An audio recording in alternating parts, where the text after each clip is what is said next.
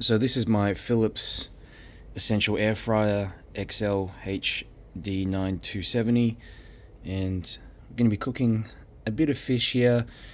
But before I do, I just want to go through a little bit of a longer term observation, I suppose, of using this air fryer. Now, I've used it for a couple of years now, and I find it to be just a great hack to cook food quickly without much mess or anything like that. And in fact, I cook a lot of food with baking paper down at the bottom just to make it easier to clean up, so I don't have to clean the actual basket. Now, the basket has gotten pretty dirty, as you can see, over time, and I just can't get that stuff off. It's dried oils and things like that on the side. But yeah, I find having this bit of paper at the bottom makes it easier. Just take the food out, chuck it away, and it's all pretty much clean. The only issue is when you cook this way, the air from the bottom is not able to cook the bottom so well. So it almost, it still cooks it, but it doesn't become crispy. So if you want to make the bottom of the food crispy, you either just have to turn the fish over halfway, or whatever you're cooking halfway through, or just cook it straight on the basket itself, which means more cleaning up. So that's something I'm not really keen on. And just salt and pepper. There is a setting here for fish that I'll be using. So as you can see, there's these bunch of presets. So once you turn it on, press these buttons here, and it just cycles through the different presets. So as you can see, there's like a fish setting here, 200 Celsius for 20 minutes is the setting. But you can actually customize this to whatever you want. So if you want it to be 195, 180 degrees Celsius for 25 minutes or whatever, you can change that around as well, and it won't muck that up. It still keeps the original setting in there. Obviously, there's a few other settings here. There's this pie setting, which I've never used before. I think that's meat, or general meat setting. I don't know what that is.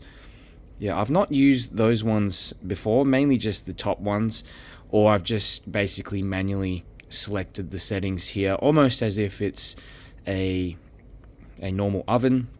I've used it in that same sort of way, and it's been doing pretty well. As you can see, it's gotten good use for sure. I think up the top there, you can see inside there is the heating element. Okay, and some people have asked whether it's possible to actually buy that replacement basket. So I'm pretty sure you have to actually buy the entire, not just the inner basket, but the entire section of the basket, even the exterior handle component as well, if you want to replace it. But for me, it's not a big deal. I've been using it, like I said, for a couple of years. I just put the baking paper in there. So let's drop it in. Pretty simple, as you can see. There is this button that you can press to actually remove the inner basket for washing.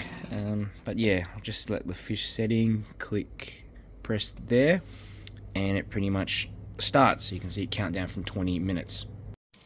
Okay, so here we have it, completely cooked, nice browning, and I ended up adding a little bit of oil. And actually, you've got to be careful with this paper, as you can see. If you don't tuck it down, it touches the element on top and it burns. So just sort of fold it in if you're going to do what I do.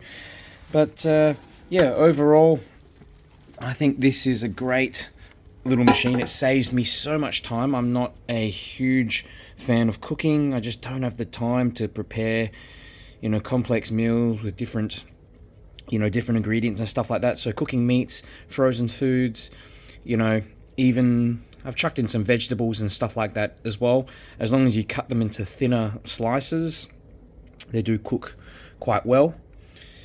And I've cooked also pieces of chicken nicely that have crisped up the skin and the outsides well. So really recommend it. I've made a couple of videos already about this air fryer, but I thought I'd just demonstrate cooking something, and if you have any questions, just let me know.